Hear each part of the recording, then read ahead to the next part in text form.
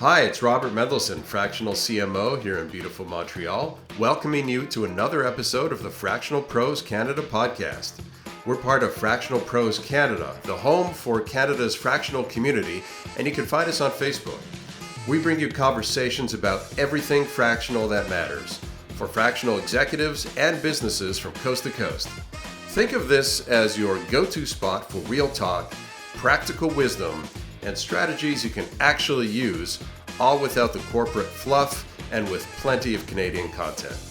Whether you're a fractional pro or a business in our great country of Canada and beyond, this conversation is for you.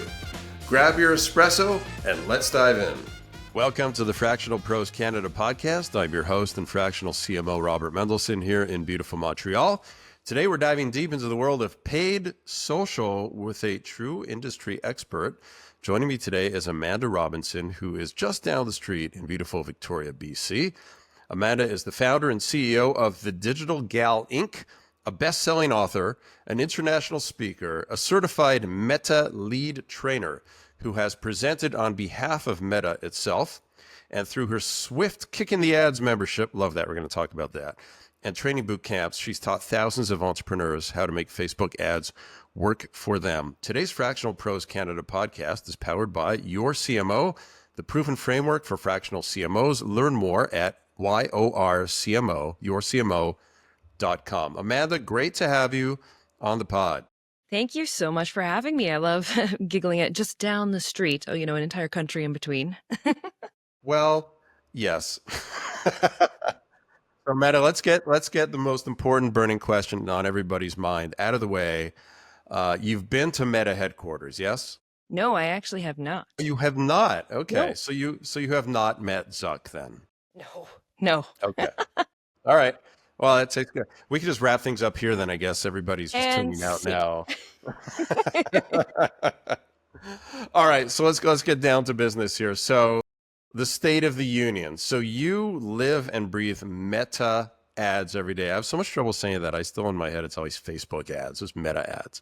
When they first changed the name over to Meta, it took me a couple years of crossover of saying Facebook and then going, oh, I mean Meta. And then everybody still knows it as Facebook and Instagram ads, and Meta's just the parent company. Right. It's like the X and Twitter thing, right? Yeah, it's always going to be Twitter. Yeah, right. It's X, formerly known as Twitter. Like, come on, give me a break. All right, so let's take a high level look at the landscape. Here we are, mid 2025.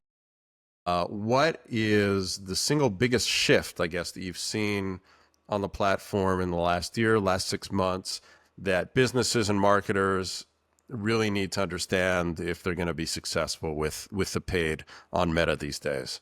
So on the Meta side, everything has changed as it relates to AI. So artificial intelligence, Meta has an entire suite of tools that are powered by AI, and it's called the Advantage Plus suite of tools. So anywhere in the back end, while you're creating an ad or managing any part of your business in the back end of your Facebook business account, if you see Advantage Plus anywhere, just know that that is AI coming up and helping you by enhancing and taking over some of the decision making for you. And we see that in every place from Advantage Plus Creative to Advantage Plus Targeting, Advantage Plus Budget. So all these different areas where AI is kind of taking over in the driver's seat and making some of those decisions for you that us as advertisers used to have to make. And that seems great, but I think we're just in 2025, it's been the year of massive change in the back end of how Meta ads function. And there's been some growing pains along the way as we are learning that we cannot fight the system when it comes to targeting. We can't go anywhere near as granular as we used to. Everything right now is relying on going extraordinarily broad and relying so heavily on your ad creative and the text, your ad copy that accompanies it to drive the targeting for you based on AI. So is there a manual override button? Can you turn off AI, or you've got to use AI now? Yes and no. In certain areas, let's talk targeting because that's the biggest pain point so far in trying to reach who you want to reach. There is a way to currently, in most ad accounts, use a little section that says switch to original audience, which says, hey, AI, I don't want to use you right now. I want to go back to the way it used to be. Please let me choose my age, my gender, and where I'm targeting, and just don't add anybody else into that mix. And I'll give you an example. An advertiser who was running ads, they set up their targeting to say, I want to target women of a certain age in a certain country. It maintains the country, no problem. But Meta's Advantage Plus says, well, we're just going to expand that audience out just a little bit for you, just to help you out. Well, then that audience started delivering to men. They were selling period underwear. Oh boy. Wow. So there's still some hiccups along the way and some misses where AI isn't really doing us the favor we need it to. In most cases right now, yes, you can switch to an original audience option and still get the targeting that you need. However, there are a lot of moments where even when you try to change certain settings and then you change screens, it's going to revert back to automatically turning it on for you.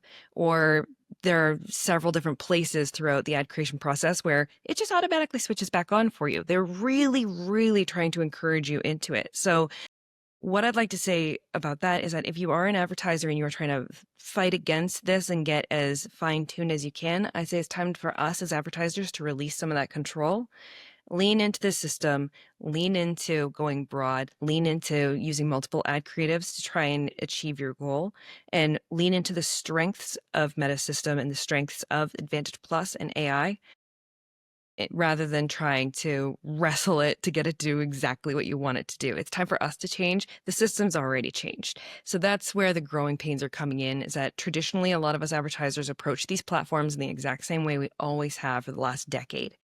We can't do that anymore. AI has completely changed the game for everybody, and it will eventually work in our favor, and it will be wonderful. But we're in it right now. So we've lost some control and we're never going to get it back. So we have to give in to the AI gods. So what do we do? I'm guessing coming to mind from my experience with online advertising is one of the ways to make sure that AI is keeping on target is in no particular order. One would be test, test, test, and two would be measure, measure, measure. And really, you got to keep your eye on things now and see if they're going off the rails. Well, you can correct it pretty quickly. Now, that being said, are there also AI tools that you're using that keep an eye on things for you and just send you alerts like, whoops, your conversion rate is down X over X percent, or your cost per click, or your ads, or whatever? Like, how does all that work, and what is that looking like? Technically, there are rules already built into the system, not necessarily running off of AI, but there are rules that you can set up, rule-based scenarios. So if a certain campaign starts to increase its cost beyond a threshold that you're comfortable with, you can get an alert, or it can automatically turn the campaign off. That's been around for a while. But as far as what to do now, the biggest strength that you have as an advertiser or as a small business, even getting started with Facebook and Instagram advertising nowadays, you have to stop looking at ads as though I'm putting out a single ad. You need to start looking at ads as in, I have a concept that I need to amplify out to my audience, and I'm going to show up to the table with multiple pieces of creative in order to do that. So you might take one image and then you might try a couple different variations of that image. And when you go to run an ad, you're going to use Ads Manager, not boosting a post. And you're going to load up multiple ad creatives and try those. And then you're going to, you already nailed it earlier where you say you have to look at the results. So you have to measure. So it's one thing to hit publish and the ad is running. You're like, great, I'm spending money. People are seeing my stuff. Things are happening. But the real magic happens when you look at the numbers after the fact or during, sample it out the first after the ad's been running for a little while, and just double check, are things on track?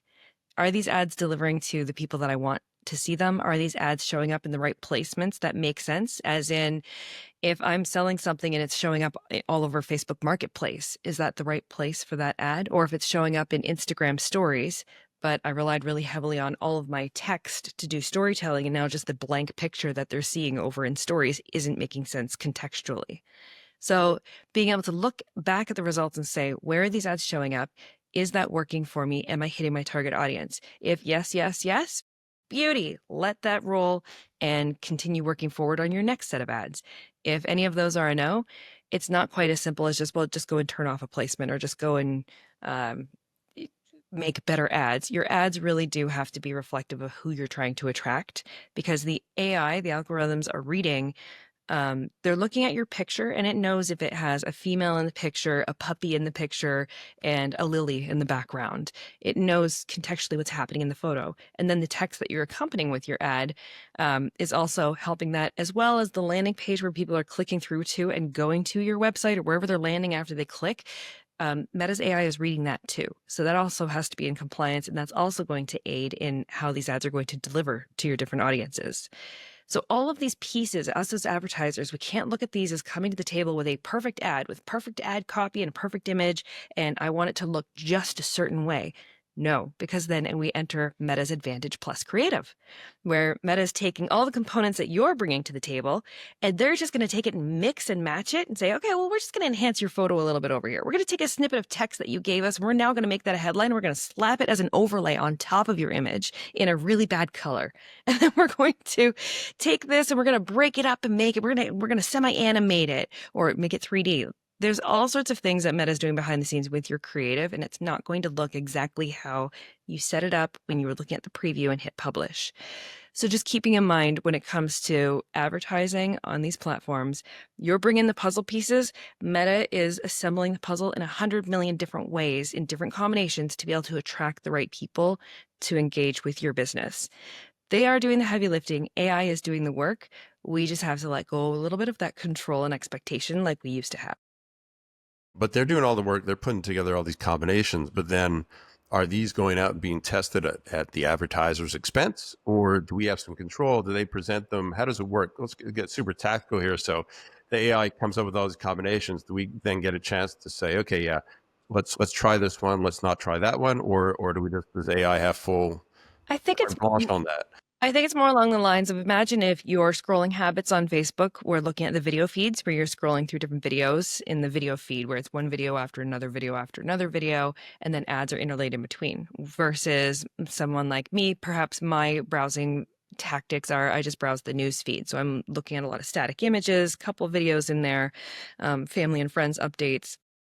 So what the algorithm is going to look at is look at your habits, my habits, and if I'm an audience member that is best to be served that ad, it's going to look at my habits and it's going to give it to me in that placement that's going to speak to me, and that's going to trigger my response.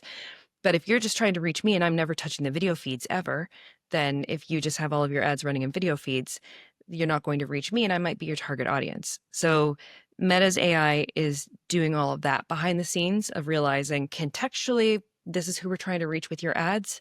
So therefore, let's insert these ads into the places that we think are going to give you the best chance at getting results. And then us as advertisers, we can always look at the results. We can look at our reporting and see where these ads are delivering, and we can take cues from that to then work that into our ad creative going forward. I'll give you another quick example. I was putting together a carousel ad for a client. A carousel ad is where you have up to 10 different little square tiles where you can swipe through them. So I was putting together a carousel ad, and once I had those creatives all together, I'm like, why don't I just also make a video? Rather than just presenting this as a carousel ad, I'm just going to take this and make a little short video. And I put both of those into a campaign to compete against each other and see which one worked. Usually, traditionally, carousels have absolutely crushed it for me if I'm trying to get link clicks. In this case, the video popped off, and it wasn't even a significant video, but it's just the format, the way it took, the way the algorithm system liked it that day, and that was performing a lot better.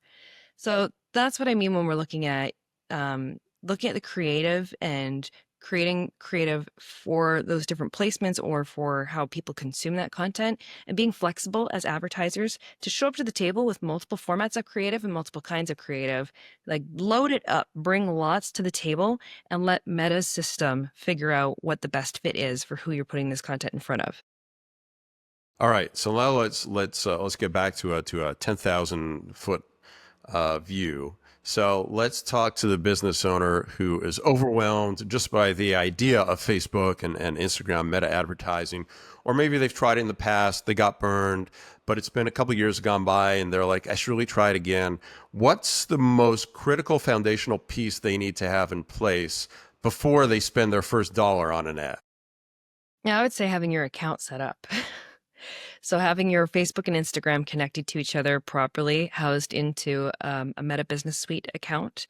So you can have personal accounts. You can also have a business account that hosts all of your assets, like your Facebook page, your Instagram account, your Pixel, your ad account. You want all those little components and pieces set up properly and connected to each other. And you need to be the owner of that information, meaning if you have a Facebook page that, I don't know, you had your son's friend's girlfriend managing it for years, and then, then it got passed to another person, and then you pass it on to an employee, and you don't know who has login rights or any of that, and it's just a tangled mess. Stop. Get that fixed first. Because once you start pouring money into these things, you are growing an asset that has a lot of value to your business, meaning that ad account and all that data of who you're reaching and who your target audience is, how they're engaging with you and engaging with your content, all of that is retargetable, meaning you can put ads back out in front of people based on their behaviors and interests and how they're engaging with your content. So if you get going on Facebook and Instagram ads and you ramp up and you're spending lots of dollars over the course of a year, and then you realize, oh, wait, I don't own this account. This is owned by somebody else. I don't have access to this. And I just spent all that money to now no longer have an audience that you can target in the future. That's heartbreaking. So you just want to make sure all of your accounts are talking properly to each other and set up proper, and then start slow. Honestly, I see this all the time where an advertiser goes out with hundreds of dollars, a single ad, and they jam a bunch of money into an ad account that has no history, no experience inside that ad account. And the algorithm doesn't know what it's doing at that point. It needs to be warmed up. It needs to be taught how to get in front of the right people that you need to connect with. And the best way to do that is starting with some small campaigns. Do a little campaign, $25 here, a little $150 there, and just slowly make sure that it's checking out in the right place. And then from there, you can start scaling up. But you want to grow slow. And the system's going to pump the brakes on you anyway. If you just create a brand new ad account and show up to the table and want to spend $100 a day, it's not even going to let you. It's going to probably let you spend a trickle of money to start. It's going to bill out your credit card in tiny little increments, which is very annoying. And that's just to start until it builds trust with you that you are placing these ads, you can pay for these ads. And it's also a little bit of a gatekeeper to prevent fraud from happening, so that somebody doesn't just grab a credit card, take over your account, spend thousands and thousands of dollars in a 24-hour period of time before you even realize it. So these checks and balances exist for a good reason, but to get started as an advertiser and get some momentum going, slow and steady is the way to go. So get a solid foundation in place before you start building on top. And when you get to the roulette table, don't put $100 on number 2. I mean, you could. Everything I'm telling you is like best practice overall advice. There are still times where I'm showing Always up. exceptions, sure. I had a real estate client once where we had to restart all their assets from scratch. So build a brand new Facebook page, brand new Instagram account, brand new ad account, and they had a really healthy spend. And we now had to move that over and get this new ad account up and running as quickly as possible. So that's when I really push the gas pedal down and push the system to the limits to get it up and running as quickly as possible. So there's times where you just got to do it. And there are times where especially if you're a new business owner or if you're new at running Facebook and Instagram ads, let me just tell you now, you cannot keep up with your competition who has been advertising on the platform for a decade. You can't. You can build up in your own way, but that history counts, and that ad spend and how they've engaged with their audiences online and on these platforms, that counts. And if you show up tomorrow and just try to replicate that, it's not going to work. So getting started today, getting started slow, building your own momentum and owning your own audience on these platforms, huge asset for small business owners. But you got to start today, and you have to manage those expectations that what you're doing isn't going to look like your competition, but you're working with a blank slate and you can grow it in any way that you want. Well, that's a really important point. And so from your experience, I'm sure there's more than one business owner out there who's listening to this and like, well, that's me. My competitors have been doing it for years and I'm just starting out. And so I understand I can't, be number one tomorrow. I can't overtake them. But what is, in your experience, what is maybe a range of what that looks like? How successful can that business owner who's just starting out expect to be? How close can they get? I don't know. How do you measure that in percentage? Are they get to 50%? Like what does that look like? I mean, the way I look at Facebook and Instagram advertising and Meta's tools is that they're just one tool in your tackle box of marketing. They're just one piece. So you can go all in on it, or you can go partially in on it and then use a whole bunch of other marketing tools to help you achieve your goals. Everybody's got a different marketing mix behind the scenes. So when it comes to trying to keep up with the competition, yes, you could end up running ads similar to how your competition has been running ads and attract the same amount of attention span, but it's also their marketing systems behind the scenes. What are you doing with building your email list? How are you continuing to engage those customers? How are you retargeting and keeping relevant in front of those customers and continuing to sell to them? And building a raving fan base of people who love you, your service, or your product. So it's a whole ecosystem, and it's not just dependent and reliant on what you're doing on Meta's platform with the ads alone. It's a bigger system than that. So to get to that level of being an expert digital marketer, essentially every business, unless you're a digital marketing business, that's not your main focus. That's not your be all and end all. So these are things where it's always just a sliding scale of doing your best, using the tools that make the most sense for your business at that time, based on how many hats you're wearing in that business, how much bandwidth you have to be able to execute on these platforms, your own internal team, what's their bandwidth for being able to execute on these platforms, and what's the best mix for where you're at, how much money you have, and how much time you have, and how much attention span you have to be putting in these platforms. And it grows over time. It's kind of like going to the gym. You show up today, you're not going to be pumped by the first session. So you need to kind of get that consistency. And over time, it just becomes routine. And when something becomes routine, it's easier to add another component on top of that. So by getting your advertising smoothed out so that it's just kind of routine, is just baked into your business process and what you do, and it's not really feeling like an additional load on you or your team, that's when you can start expanding out and doing more complex things, deeper strategy, higher spends. But when you're first starting out, don't try and go 0 to 1,000. I usually tell people it's going to take you about 3 months of consistent advertising, looking at the results, working a strategy to really start to see some movement. But you got to start somewhere. What you could do with a client in 3 months, from 0 to 3 months, working aggressively toward this goal, is the same as what a business could do in probably 1.5 years by passively just dabbling with meta ads here and there. So it's a giant sliding scale. By the way, so I've seen that you can now kind of spy on what your competitors are doing as far as the library of ads they're using, see what they're running. How effective can that really be in a strategy? How much can you actually copy and interpret? Oh, it looks like they're doing that. They're spending a lot of money on those ads. They must be working. I'm going to try something similar. I usually tell people, don't try to copy any ads that you see your competitors doing in the meta ads library. And just for those listening, pardon me, what you can do is Facebook and Instagram Meta, they have an ads library. You can go to any page and you can look at their page transparency and you can see if they're running ads, and it'll take you straight to the ads library. Or you can just search Meta Ads Library, go in there and search any Facebook page. So you can search your competitors, you can search anybody.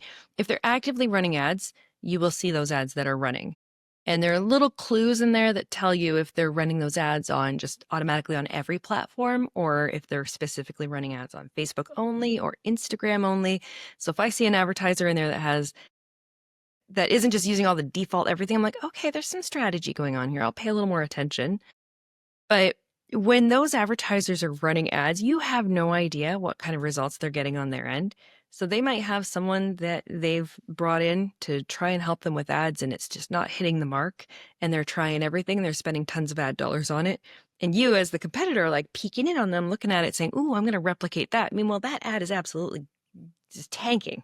So you don't have any indication of, is that working, is that not? But over time, if you are paying attention to your fellow advertisers and keeping a watch on it over time, then you start to see what trends they continue to replicate. And when they're launching new ads, obviously, if they're launching new ads and kind of sticking to a sort of a template, then you can take some guesses that it's probably working for them. And in some cases, if you have advertisers, it tells you when the ads were launched, so a date of when they started running. Some advertisers, they've had ads running for a long, long time. You're like, okay, well, they wouldn't keep running those ads if they weren't working for them. So there could be some learnings to take out of that. I just tell people use the Meta Ads library as an inspiration point for looking at what your competitors are doing, looking at what other advertisers are doing, be inspired by it. But at the end of the day, you're playing a game where you're learning how to beat your own score, where it's your own creativity, it's your own business. It's every business is so unique. You could have a realtor who's selling a house here and a realtor who's selling a house there. They're both selling the same product, but it's their personality that they're bringing to the table. It's the way that they service their clients that they're bringing to the table. So each of them are going to behave completely differently, and they're going to build their own ads and their own business and all of their own content in their own way. So try not to get too caught up or lost in paying attention to what the competitors are doing. Try not to get too caught up or lost in what time of day do I post. Doesn't matter. Just post. Just work on putting out good content. Work on baking it into your own business processes so you can maintain it, and then work on improving incrementally from there. Okay, so now for the other side, the business or the fractional CMO who's already spending money on ads, but feels like they've hit a plateau, right? It's like, where do we go from here? We've maxed out this strategy. What's next? So in your experience, you do an ad account audit in this case. I guess somebody bring you in as an expert. What's the most common area you see that even experienced advertisers might be just leaving some money on the table? Placements.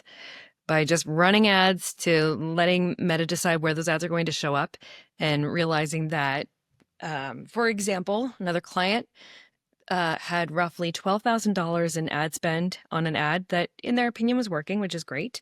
But when we actually dig into the numbers, only $200 of that $12,000 was spent on Instagram. Where's their target audience? They're heavily on Instagram as well as Facebook. So that's an opportunity for us to take that money for the future and split it up and make sure that we're, pardon me, make sure that we're putting that on the platforms that make the most sense for them going forward.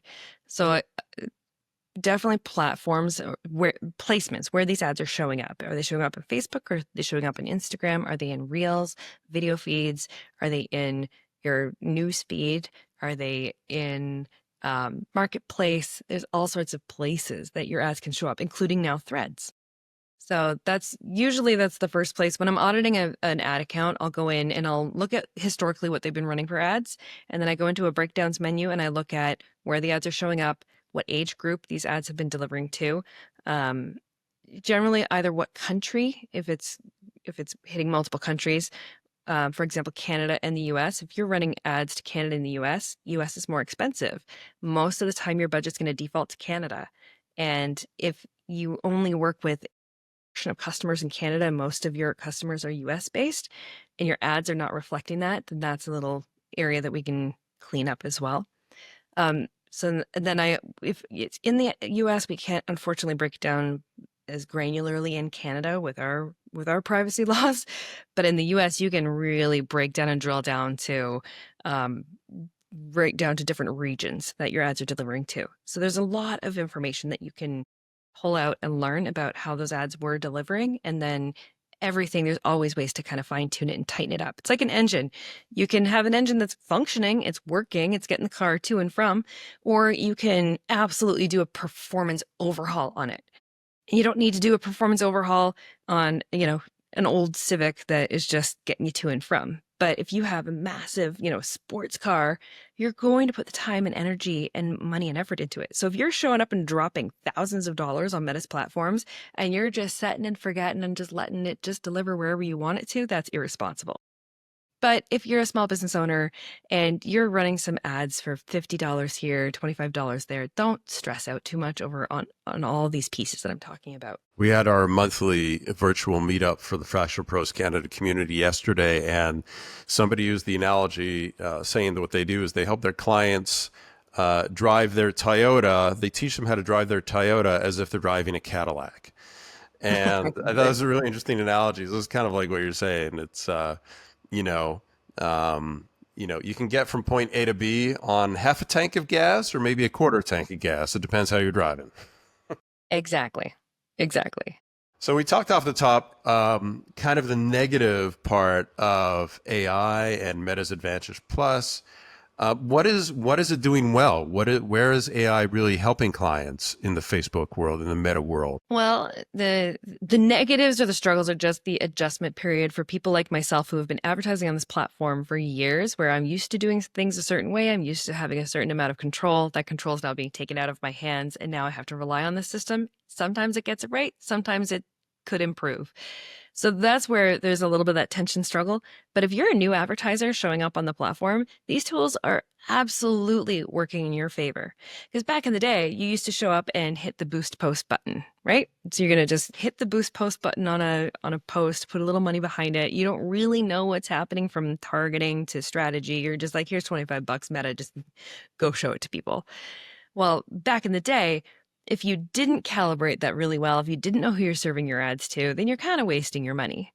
But now the tools have gotten so much smarter. So if you're showing up to the table today, not really having a lot of experience, and you're hitting that boost post button, the AI is really going to be working in your favor to make sure those ads are working harder for you, getting in front of the right people based on your audience and what your needs are, versus back in the day where it was kind of a little bit more of a gamble.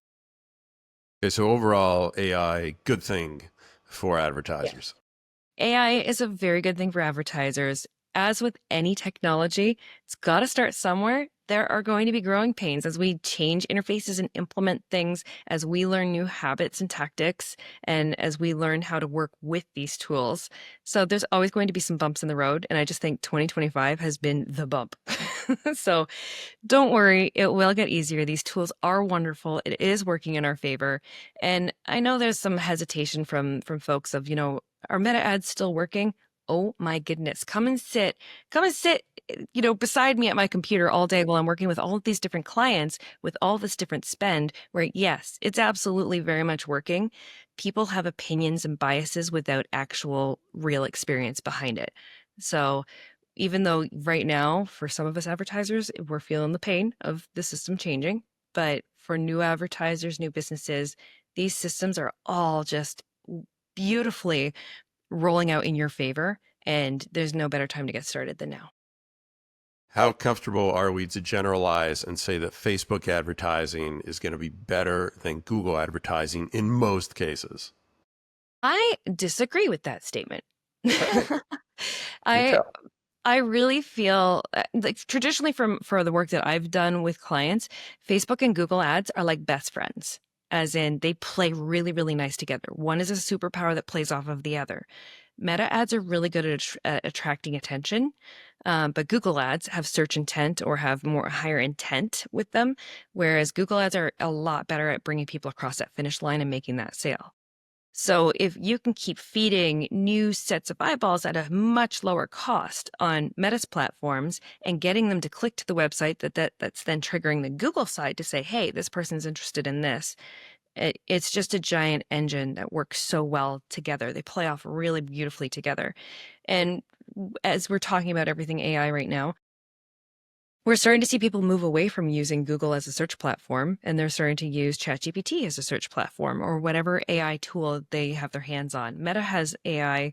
You can go to, I think it's meta.ai, and there's an entire AI platform right there that you can be using. It's incredible. Like all of these different ones. Doesn't matter what one you're using, but people aren't just straight up going to Google anymore for information. They're going to all these other search platforms. And all of these platforms are looking at your digital footprint as a business. So all these activities that you're doing, whether it's advertising on the platform, being active on social media, on any social media platform, or doing Google ads or having a Google presence, all of these things really matter a lot more now that AI is serving up this information on multiple different platforms. So I feel like from my experience, Meta ads are the best place to start if you don't have a lot of money to work with, a lot of budget to work with, because you can spend very little, reach so many people, and get some measurable results on Meta's platforms. Whereas other platforms such as Google or LinkedIn or X/Twitter, they're more expensive typically to reach the same type of audience. So one is a great starting place. Both is a huge superpower.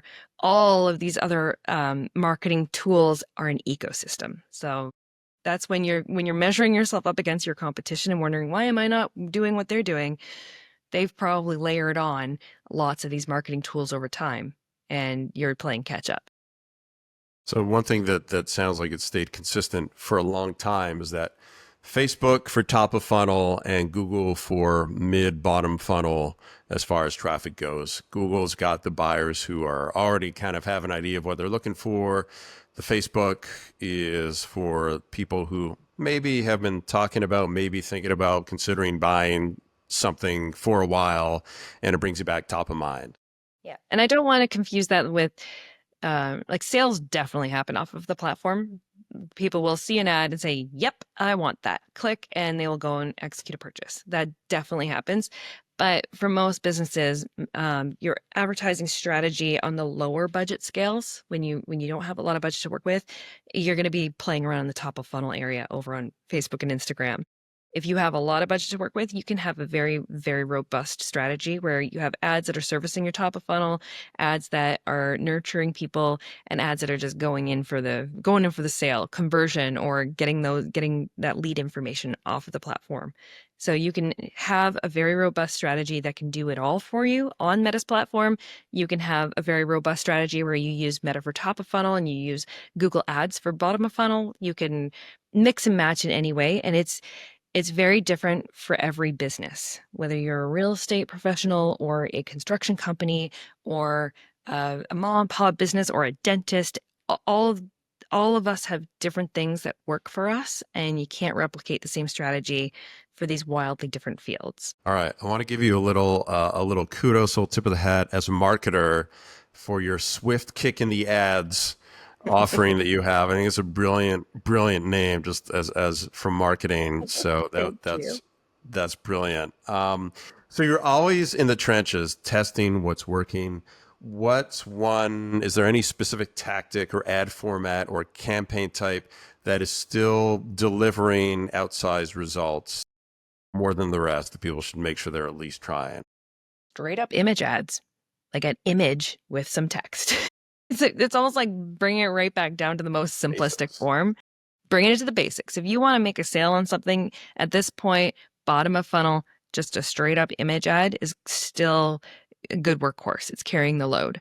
I'm finding that video ads are really good at top of funnel at capturing attention or getting people staying on someone's radar.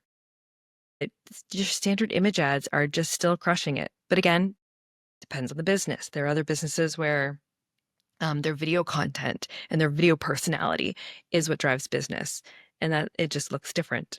So the takeaway out of all of that is that you really do need to be playing around with multiple ad formats, from video ads, static image ads, carousel ads, and in different placements to really see what's going to work for you. And it changes. It literally ebbs and flows. It changes over time. And that's why you got to pay attention to the numbers. So one year, carousel ads are crushing it for clients and getting me the lowest cost per click and the highest results. And then, it might swing in the other direction of video ads now taking over that heavy lifting. So it changes based on how Meta's platform is growing, how things are delivering and distributing. But if you're not experimenting and pushing forward and trying things that you haven't done, then you get stuck in a rut and your ads aren't necessarily going to perform the way that they did last year. Okay, so somebody comes up with a great high performing ad, which means people are clicking on the ad. They're coming to a landing page. What's the biggest mistake you see clients making on that landing page, which is standing in the way of the customer going down the next step of the funnel? Maybe it's converting, maybe it's, whatever the call to action is. What's the one thing you wish business owners would do to like get that landing page act together? Experiment with those landing pages, man. That's the biggest frustration as an advertiser. I can bring all the traffic to you in the world. I can get your right people. I can get the best clicks. I can get the best ad costs. I can tee it up so perfectly for you and bring the people to your front doorstep. What they're doing when they get there, that's up to you. I focus on the ads. I focus on the ad side. When it comes to the actual websites and landing pages, if you don't have something that converts, then don't spend the ad dollars and bring in all the traffic to the front doorstep. And I see it all the time where people just have a website and they're like, all right, I'm good to go. Now bring me the people. Well, my ads aren't making me money. When I work with businesses, usually I have like a little bit of a criteria that I go through on, is this the right fit of somebody that I can help? If someone comes to me and says, I want some help with ads, can you help me? I look at, have they already built an established business? Do you have a customer base who is already making purchases today? How are they making those purchases today? How are they coming to you? Is this all word of mouth? Is this a physical store? And where I see the red flags are if you have a concept, you're like, well, I want to start a business like this. And well, I need to start getting attention to it to start making sales because I don't have any customers. That's where I'm just going to say this is probably not the right fit, because in the past, I'll give you an example. I was working with a company who they wanted to sell bathing suits, and they had ordered all their stock. They had built their website. Now they're like, all right, we got to get ads to this to make the sales while we're in season for this. Well, we start running ads and the checkout isn't working properly on their website. And then they need to pause the ads. Well, now we've started, now we've paused. So we've lost all that momentum. Now we're starting again. And now there's another problem with the site's crashing. Okay, well, now we need to pause again. And that start, stop was extraordinarily expensive for the client. They're still paying me, whether or not you're running your ads. If you need me to manage this, there's time invested into it, and there's communication, and there's an investment in there. And so if they're not ready to run ads, this is the learning that I've taken over the years of working with so many different clients, is that I need to do a great job at vetting if they are ready to be running ads at this level, at this volume of spend, or if they would be a better fit for something like Swift Kick in the Ads, where you can learn how to DIY your own ads at your own pace without paying a professional a ton of money. So it's a really safe way for you to start learning how to do it, start experimenting and seeing what works before you try to scale up or spend a ton of money on a professional where you just blindly hope that they're going to be making it work for you. Blind hope is always such a tempting strategy, though, isn't it? I know, right? I find The it brain, the path of least resistance goes to, well, I hope this should work, right? would work. Well, and I find that a lot of like us as business owners or entrepreneurs, if we're an entrepreneur, we are used to taking some risks. We're used to going full send on things, and trying things and learning from our mistakes. But when I encounter entrepreneurs who are in the full send of like, let's just do the ads, let's get in there and do it. I'm like, my I think my mission, like the little hill that I stand on, is I don't want you to waste your money. I don't want you to waste your money on ads that are not going to work. I don't want you to waste your money on a strategy that I know is not going to work for you. And I don't want to sit back and watch you learn the hard way. But I will, and I'll still be here for you when you need some help getting it done in a way that isn't going to break the bank. But these things take time. And as entrepreneurs, I think a lot of us just want that quick win. And that quick win isn't necessarily how you're going to get from zero to successful on the Meta platform. Right. It's always back to basics. End of the day, there's no magic bullets here. Even with the great AI augmentation, there's still no magic bullets here. Certainly not yet. We're getting there. Yeah, we've been saying we're getting there for since the 90s, I think, when the internet started. Fair enough. So I think it's going to be a slow burn. All right, Amanda, what's one final key message you want to leave our audience with about Facebook advertising today? The one key message that I would say is, think of it this way. If you have a little bit of money to spend on advertising and you want to reach thousands of people at a really low cost, this is the vehicle to do it in. If you are looking at your marketing and you aren't spending any money on marketing, you aren't investing into anything from an advertising perspective, consider getting started on Meta with just some awareness ads or ads just to get people to engage with you, just to keep showing up for your people who you're already doing business with, or keep showing up for potential new people that could do business with you. It's easy. It's we've talked about a lot of strategies, but it really is easier than I'm making it sound to just get started and just get in front of a whole bunch of eyeballs. And let's put it this way. If you have a wonderful business, a product, a service, but if no one is seeing it, you're not making sales. People need to see your business, and there's a lot of noise out there. So you might as well be in the mix with everybody else. So don't wait for things to be perfect. Just get started. Right. Good enough. Right. MVP, minimum viable product. Exactly. Got to start somewhere. Don't wait till it's perfect. It'll never be perfect.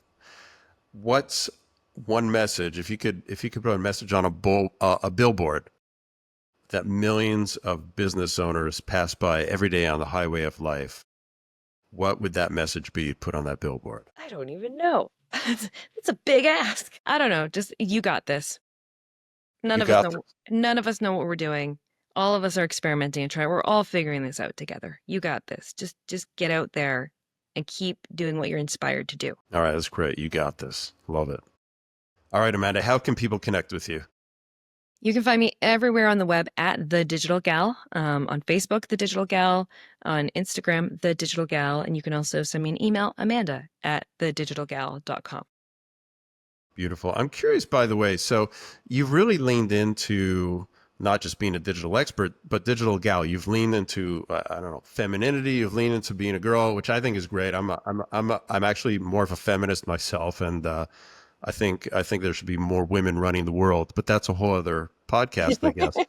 But are there more women in the social media space as experts, positioning themselves as experts like you than men? Given that in many cases, women are more of the shoppers on the social media platforms. What's your thoughts on that?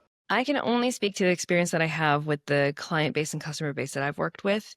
And as far as my product, like even the fact that I have a high heel in my logo, the Digital Gal, you would think that I attract more female entrepreneurs or female business owners. It's a 50-50 split evenly down the road for me.